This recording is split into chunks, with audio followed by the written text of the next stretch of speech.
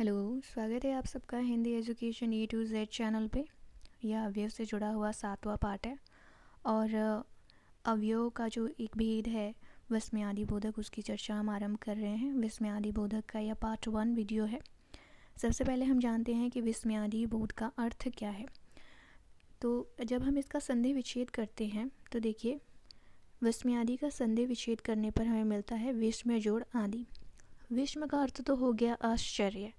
अब यहाँ आदि से क्या तात्पर्य है? तो आदि का अर्थ होता है अनेक। तो आश्चर्य तो एक हो गया, अब अनेक क्या? तो आश्चर्य के अतिरिक्त अन्य सभी भाव जैसे हर्ष, शोक, घृणा, तिरस्कार, कृतज्ञता आदि।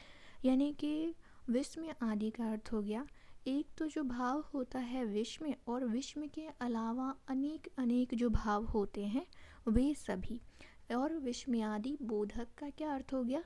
तो ये सभी भावों का, विस्मय और विस्मय के अलावा जो भी भाव हैं उन सभी का बोध कराने वाले को विस्मयादि बोधक कहते हैं। आइए इसकी परिभाषा जानते हैं। जिन अवयवों से हर्ष, आश्चर्य, शोक, घृणा आदि भाव सूचित होते हैं, परंतु जिनका संबंध वाक्य या उसके अन्य किसी पद से नहीं होता है, उन्हें विस्मयादि बोधक अवयव कहते हैं। ये तो हो गया इसकी परिभाषा। अब इसी संदर्भ में, यानी कि विस्मयादि बोधक के संदर्भ में ही कुछ महत्वपूर्ण बिंदु है, उसे भी जान लेते हैं। इन वाक्यों में सामान्यतः विस्मयादि बोधक चिन्ह का उपयोग किया जाता है। विस्मयादि बोधक अवयव का प्रयोग सदैव वाक्यों के प्रारंभ में किया जाता है। कभी कभी संज्ञा, सर्वनाम, विशेषण, क्रिया आदि का प्रयोग भी विस्मयादि बोधक शब्दों के रूप में किया जाता है। किस प्रकार के शब्द विस्मयादि बोधक का बोध कराते हैं? तो उदाहरण से जानते हैं। वाह वाह, छी, चल, हट, जी आदि। इस प्रकार के जो शब्द हैं ये विस्मयादि बोधक होते हैं। उदाहरण से जानते हैं, और जो वाक्य में प्रयुक्त उदाहरण है, ओह यह क्या हो गया। तो ओह यानी कि यह किस प्रकार की भाव की सूचना दे रहा है? किसी प्रकार के दुखद घड़ी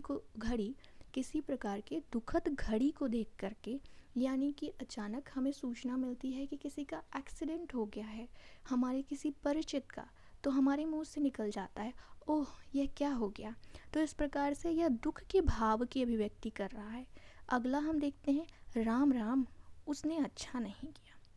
कोई बच्चे को मारता है तो हमारे दिल से यह स्वतः ही आवाज़ निकलती है, राम राम, उसने अच्छा नहीं किया, नहीं बच्चे को मत मारो। तो यहाँ पर जो राम राम है, यहाँ पर यह जो बिंदु आया है, संज्ञा, सर्वनाम, विशेषण, क्रिया आदि का प्रयोग भी विस्मयादि बोधक शब्दों के रूप में किया जाता है। तो यह बिंदु यहाँ स्पष्ट हो रहा है। अन्य जो बात कहे गए हैं विस्मयादि बोधक के संदर्भ में कि यह वाक्य के आरंभ में आता है, विस्मयादि बोधक चिन्ह के साथ आता है, तो यह सब बातें भी उदाहरण के माध्यम से यहाँ स्पष्ट हो जाते हैं। विस्मयादि बोधक अवयव के भेद कौन कौन से होते हैं यह जान लेते हैं। आइए आगे बढ़ते हैं। सबसे पहला है आश्चर्य बोधक।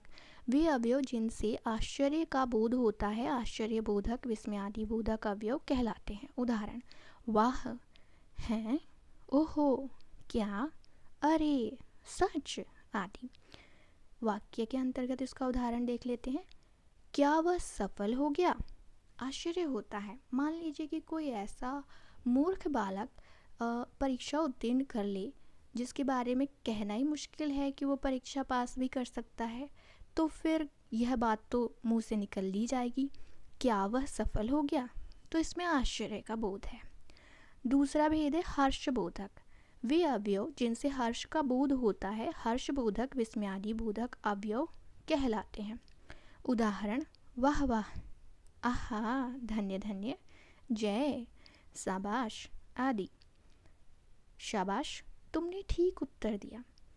कक्षा में कोई विद्यार्थी जब सही उत्तर देता है तो उससे शिक्षिका शाबाशी देते हुए कहती है, शाबाश, हर्ष के साथ, खुशी के साथ, शाबाश, तुमने सही उत्तर दिया। तीसरा भेद है तिरस्कार बोधक। वे अवयव जिनसे तिरस्कार का बोध होता है तिरस्कार बोधक विस्मयादि बोधक अवयव कहलाते हैं। उदाहरण छी, हट, चुप, धिक, थू थू आदि। छी, कितनी बदबू है। अब हम किसी ऐसे नाले के पास से गुजर जाएं जो कि बहुत ही बदबूदार है तो मन में यही तो भाव आएगा, छी कितनी बदबू है। तो छी जो शब्द है यह किस प्रकार के भाव का बोध कराता है? तिरस्कार का बोध कराता है और इसीलिए यह क्या हो गया? तिरस्कार बोधक हो गया। अगला भेद है स्वीकार बोधक। वे अवयव जिनसे स्वीकार का बोध होता है स्वीकार बोधक विस्मयादि बोधक अवयव कहलाते हैं। उदाहरण हाँ, जी हाँ, अच्छा, अवश्य आदि। वाक्य के अंतर्गत इसी का उदाहरण देख लेते हैं। जी हाँ, मैं आपकी बात समझ गई, यानी कि यहाँ पर स्वीकृति का बोध है। मैं आपकी बात समझ गई, तो यहाँ पर किस प्रकार का बोध हो रहा है? स्वीकृति का बोध हो रहा है।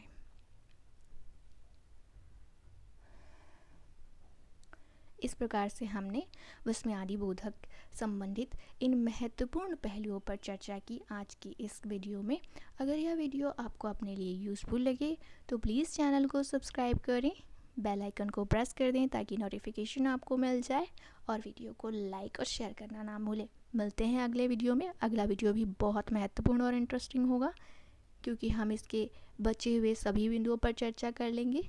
मिलते हैं अगले वीडियो में, तब तक के लिए नमस्कार।